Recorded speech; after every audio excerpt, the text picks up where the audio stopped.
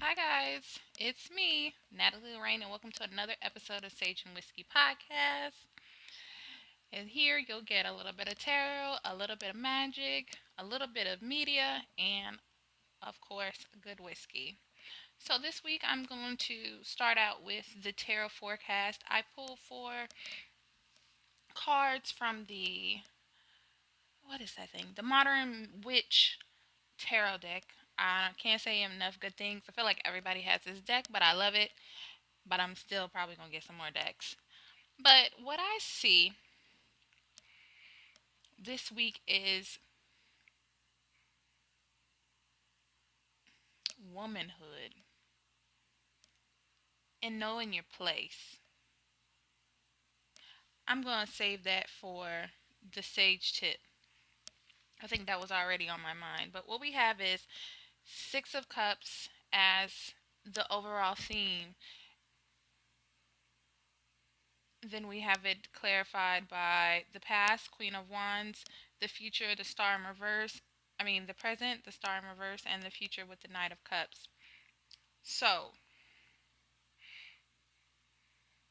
you got a little bit there. We got cups. We got a cups, wands, and a star, which is a overall theme. This week is a week to own your magical powers. That's what I see here. Whatever that may be, whatever you feel like your powers are, this is the week to cultivate them, to call on them, to use them. The collective right now is calling for everyone to do their part. The Six of Cups is giving. This makes me think of giving, putting your own needs aside for the growth, for the well-being of the collective. Okay? And that is only if you are in the position to do so. You cannot give from an empty cup. Queen of Wands, sitting on that throne, using your magic. Star in reverse, taking time to ground. Knight of Cups, once again, getting on that horse, riding out, and helping. All of these are women in their power. When I think of women, I'm thinking of the feminine energy. That is what this year is about. The age of Aquarius, about things getting exposed. Right now, the feminine energy is real heavy right now, and we have to cultivate it and respect it and use it properly. So, with this week, use your magic wisely. Make sure that you're good before you do so because you can end up in a worse position than before. Okay? So if you're struggling right now and you're trying to sit down and do some spells, baby, maybe that ain't what you need to be doing. Maybe you should be using your magic to make sure you're good so when you are called on, because everybody's going to be called in some way, shape, or form. And this particular thing that we have going on right now, there is no gray area. You're for the cause or you're against it, whatever side you be on. You can't sit in the middle. There's no fence sitting. So this is calling for you to make sure you're rested up and make sure you use your gifts wisely when they're called upon, because they will be. Okay? So I'm going to move right on to my sage advice. Now, I don't really have much advice as far as witch tips this week. Honestly, I am feeling a bit drained. Well, not drained. A bit focused, I should say. Focused on making sure, doing my part with the collective and making sure I'm getting rest, making sure I'm getting my downloads, making sure I'm eating enough, and making sure I'm drinking a lot of water. I guess that's my sage advice for you guys, but it's two part because one is the witch part. Do your protection spells, set up your altars, make sure you're saging yourself before you leave the house. And for my more prominent um, practitioners, if you can, make sure that you're wearing your amulets and you're wrapping your hair up because a lot of, we're not the only ones that know how to use old magic right now, and it's just getting started. It's going to be thrown out. So make sure that you are protecting yourself and staying safe. Up everything. Up your cleansing baths, up your protection spells, up everything. Cleansing your house. That's what I got for that. So this is two part. My advice to my women, and this may seem a little bit off from the collective of what I've been seeing on my timeline, and this is where I beat to my own drum in a way. I and this is specifically for my women. I wouldn't say all women, but specifically right now to my black women, my black and brown women. Um, I would not suggest you guys be out on these protest lines, on the front lines. I feel that as a collective, the one thing that we have been wanting so much for is for the balance of the masculine and the feminine energies, correct? Well, a lot of us women have already been operating in that masculine energy of doing things that are out of our nature. And right now, you all fighting on these front lines is out of our nature. I'm not saying don't fight in your own way, but I can tell you for certain, and I'm about the people as it comes, but you will not catch me down there at anybody's protest, first and foremost, where I know there's going to be people getting riled up and shooting, and I'm definitely not bringing my children out there. I do not understand why we're doing this, because almost like we're putting ourselves in harm's way. And as anybody knows that if you want to continue any civilization, you have to protect the women. The women hold the knowledge, they carry the children, they nurture. So if you're willingly putting yourself on the front line, and I've seen pregnant women out there too. Y'all are crazy. I'm not doing it. I'm not putting my myself, and I'm definitely not putting my seed in the middle of this nonsense. Everybody has a position to play. I feel like for now, at least like the front, like going downtown and protesting with the guns and stuff, that's for the masculine energy. Let the men who swear that they know what they doing all the time, they the protectors and providers, let them protect and provide their butts on that front line. I'm not saying don't support them. Make sure that you're at home. You make sure you're watching other people's kids that want to go down there. So you're making sure. It sounds sexist, but I promise you that's not what I mean. I'm just saying, if you don't survive, how are we going to continue what we're trying to do? Everybody has a role.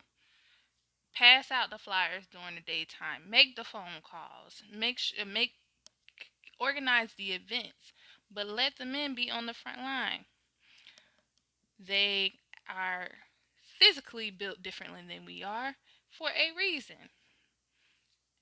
So let them go do the part that they should be doing, and we do our part in another way. I'm not doing it. I wouldn't suggest anyone else to do it. And I feel like it's twofold because oftentimes when you go outside of your nature, it doesn't warrant you the response. It doesn't gain you the response that you're expecting. So I promise you that while you'll get a couple of men that will be, oh, thanks, my black queen. Oh, you guys always love us. Da da da da da. It's still not helping balance the imbalance that we've been trying to right since the beginning of American civilization, so to speak. Women have for so long been those breadwinners, we've been the protectors because our men were not in a position to do so But now we've come a long way, and if in there's no time like the present time. So I'm not gonna go too far into that because I can go on for days about it. But I just feel that right now, choose your stance wisely and play your position wisely. Okay? And I'm going to move on. I guess they're all related this week. I'm actually recording a little bit later because this weekend has been crazy. I live in Raleigh, North Carolina, so we had some protests downtown, and as of now, we are on a curfew that it starts at 8 p.m. Eastern Standard Time. So I really have just spent the weekend trying to process everything and make sure I did my part as a practitioner, getting my supplies together, making sure I'm doing my rituals, making sure I'm doing my protection spells for the collective. That's how I choose to do my part because I know I did not spend these 5+ years um, accepting my gifts and honing on my gifts and building them up for them to just be for someone to find out, their next steps in life or their love life or stuff. I'm not saying that's trivial because everyone needs some guidance, but I feel like this is when this counts. It's cute and all when you can pull your little cards and you can tell somebody about something they're about to move, they're about to get pregnant, their husband is cheating on them. But when we have these fights that, like now, that require so much a mental acumen and right now magic, this is the real test. Everything else is like practice. Those are the quizzes. This is the exam.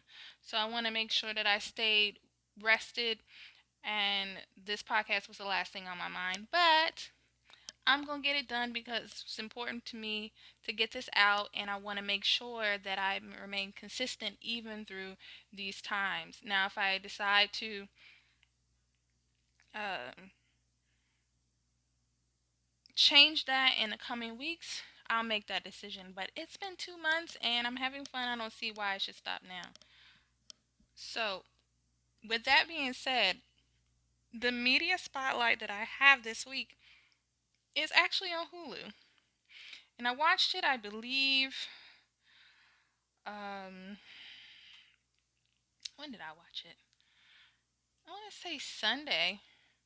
Might have been, yeah, it had to be Sunday because it wasn't last night.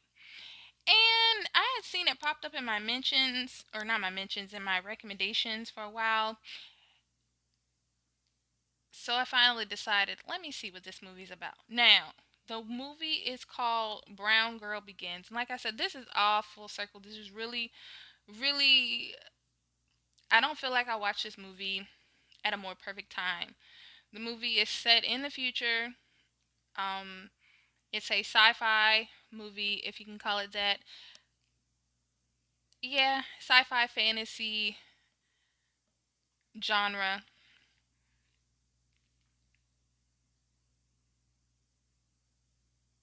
And it's set in Canada. I think Toronto, if I'm not mistaken. The main characters, her name is Tijong, which is as French as Haitian as they can get. And I just love this movie. It's not your high. This movie is clearly low budget. There's clearly that they had a limited budget. You can tell by the scenes. They basically only had one or two buildings in this movie. So you can tell that they had a limited set. But I heard it's based off of a book. So I'm going to go back and read the book. I'm a big fan of that. And they said it was an adaptation of the book. I cannot remember. I was reading quickly some reviews after I watched it because I'm a super nerd. I love movies. I love movies and I love TV shows and I love listening to reviews and people picking out things. So after I watch something, I always want to see how did everybody else view it. Do they agree with me or they didn't? But it's set in 2049, and basically a drug lord is owning the streets of this neighborhood they call the Burn. And so they keep saying crack, and that's the name. I thought they were talking about like I thought they were talking about like crack cocaine. I was like, crack cocaine is still. I mean, I was like, I guess it's 2049. I'm like, we didn't upgrade to something else. But crack is the name of the drug lord, I believe, in the movie. It's confusing. They could have just went with crack, and that would have made sense. So essentially, like people are being so overcome by this. I don't. It's not a drug. I guess it's a drug because you don't see it. Is that it's like they show you this little two-pronged metal thing and they poke the person. I guess it's like a needle of some sort and it gives them some type of serum. I don't know. I never see any substance form. I just see this little thing and it drives people crazy. It basically steals them of their soul or steals them of, what they can't think properly. They get stuck somewhere. It's kind of hard to tell what it actually does because that's where they kind of leave it a little bit up to interpretation. But anyways, it's something that's bad that's overtaking this community. No one knows what to do, and it allows this drug lord to control these people because everyone is addicted to this drug. So young Tijong, which she comes from a smaller subset within this community of practitioners, and I want to say Haitian voodoo. I could be wrong, but it definitely see Tijong is definitely a Haitian name. They look, French, and then they're in Toronto. I'm just drawing it out there. I could be completely wrong, but she is a young aspiring priestess. Her mother, they have a not a Orisha. They have a Liwa, I guess. I have not heard of this called Ashay, which makes me think of Ashay like the power. So I'm thinking that's drawing on both. I know in African traditional religions, a lot of people say Ashay. And so this particular one is of light. And she has doing the best that she can to protect the people that still follow the traditions. And then they bring in Papa Legba, which is a liwa that really gets a bad rap in a lot of the ways that he's presented on film and on TV shows, but I feel that this is a more realistic interpretation of him that I've seen. I think that is because the people who have made this film have some insight of this religion and how multifaceted Papa Legba truly is. They do still kind of make him a bit, I don't want to say evil, a bit mischievous, but anyone that follows knows that he is a jokester, so um, they make him mischievous, not evil, which I appreciate because I feel like any other way he's presented, especially in an American Horror Story, I'm like, what are y'all doing?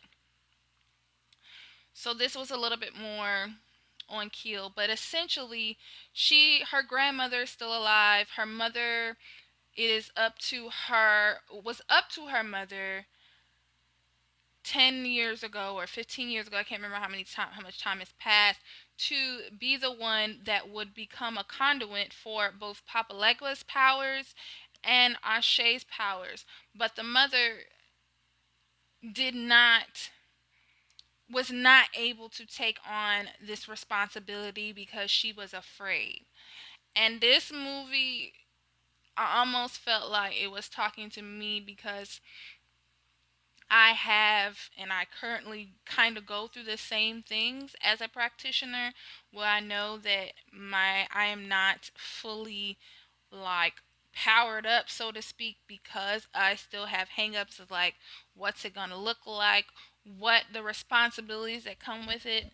And so I definitely felt for her mother and not being able to really push past that, and that caused her mother, spoiler alert. Well, no, I'm not gonna say it caused this small community pain. Well, I'm gonna have to tell you this part because her mother was not able to do it, and that caused her to die. But in regards to that, the Tijong was able to be the next in line for this particular power, and she, throughout the movie, she learns, her grandmother gives her books to study on how to be a healer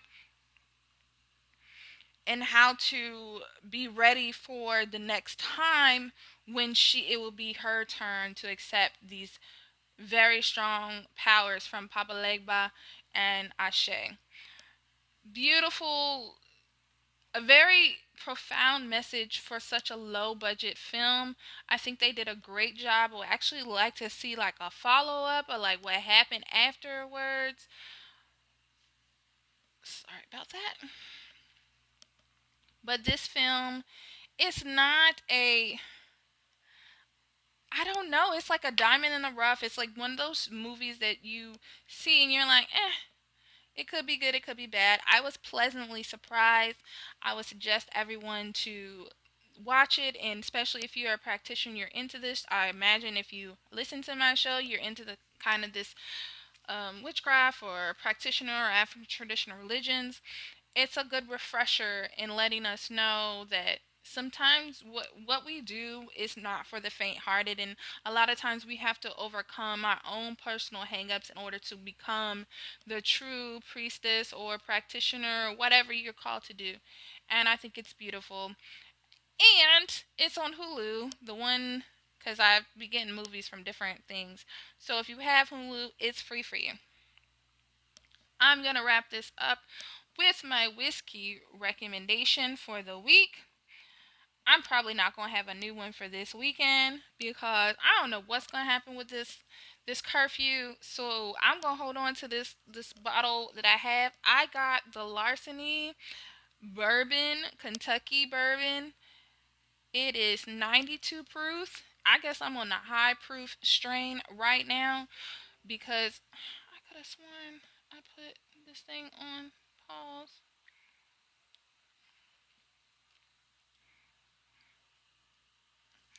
And it's delicious. It's strong. It's got those caramel tones. It's a whiskey. It's a bourbon. It'll burn. But I actually got the taste for a Manhattan. I normally try to keep it low budget because I'm getting new whiskeys each week. So, I just get something like a small mixer, mainly club soda or ginger beer or ginger ale, something to just a simple 2-part, maybe 3-part recipe. But I decided to get fancy on y'all. So I decided to use this Larceny for a Manhattan. Now, I will say that this bourbon, because it's high proof, it's a little strong in your Manhattan, but I like it that way.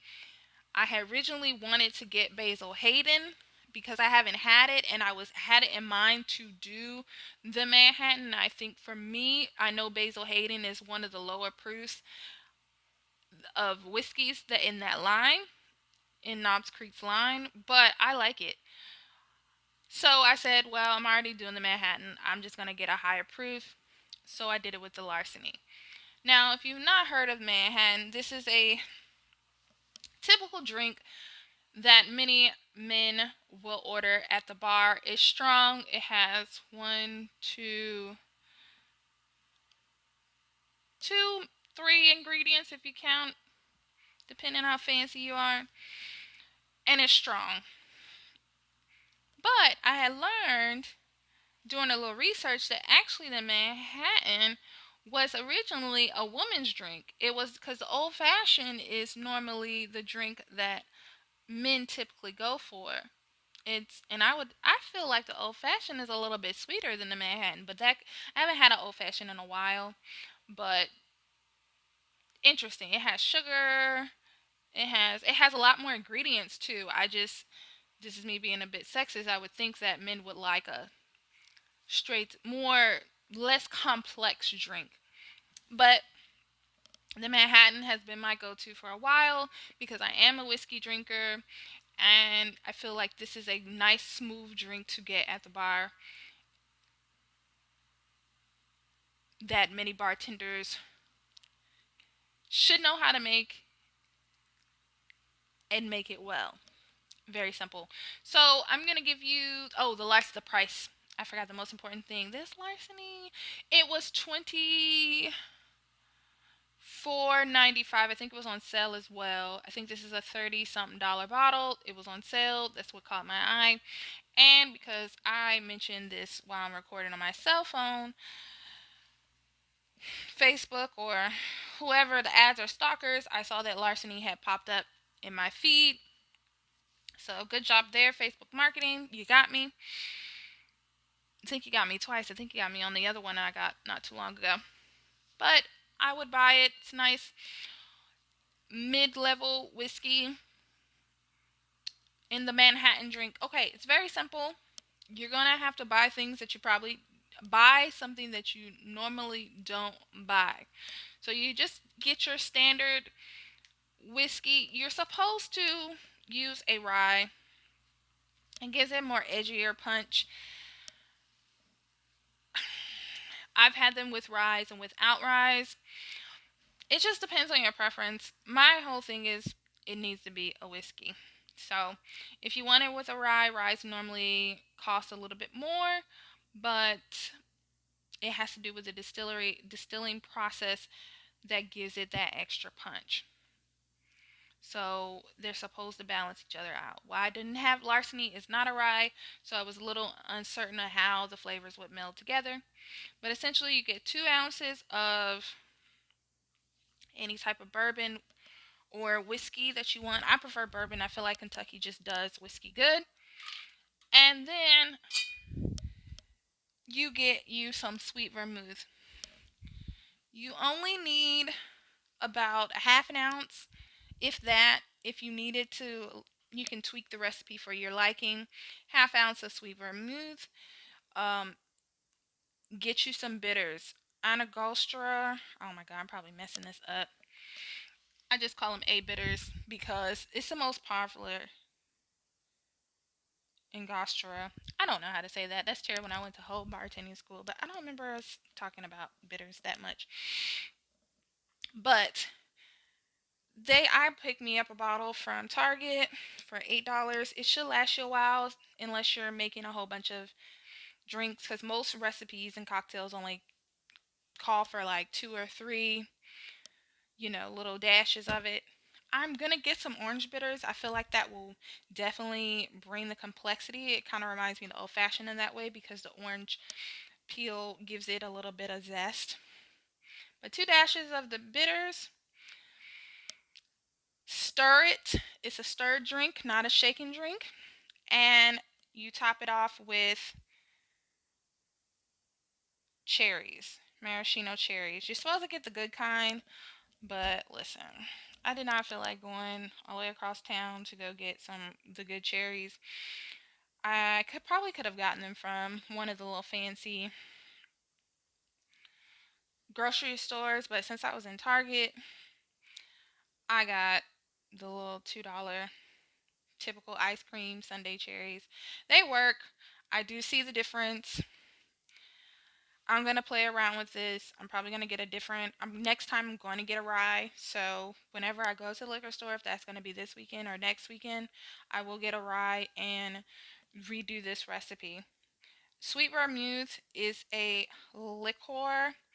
You get it from the ABC store, wherever. So a lot of people don't know that because it's basically kind of like a wine. So I was expecting that I would be able to get it in Target too, but I was already at the liquor store, thankfully, so I got it anyways from there because it's 18%. So I don't think you're able, at least in North Carolina, I don't know what percentage you can't sell in the convenience stores or grocery stores. I don't know what the percentage is because Total Wine is kind of like a liquor store. I know 18% is like a port wine. Anyways, get you a quality sweet vermouth. This bottle cost me $10, so it wasn't much. So, and if you're making Manhattans regularly, it'll last you a while because a bottle of a typical 750 milliliter bottle should be about 10 to 12 drinks, 10 to 12 Manhattans. So you'll probably go through that bottle. You probably have that bottle of vermouth because you're only using half ounce versus 2 ounces. You won't have to replace it as often as you, of course, your bourbon. Put you some ice in there, stir it, pour, top. It's a good drink. So that's all I have for you guys today. I hope you guys are taking care of your well being. I hope that you're meditating. I hope that you're staying grounded. And once again, thank you for listening to my show. You can follow me on Instagram at nia.eshe.healing.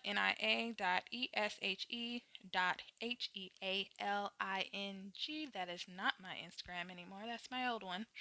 It's just Nia Shay, Niaeshe. But Nia, what I said is also my YouTube channel, and it's also my Facebook page and my website. So still relevant. I just changed it up a little bit. And as always, you can email me if you want to have the advice column. Haven't seen anything pressing lately, so we're working on the advice part. I'll just filter it in when I need to, and we're going to keep it pushing. So thanks again for tuning in, and I will see you next week. Peace.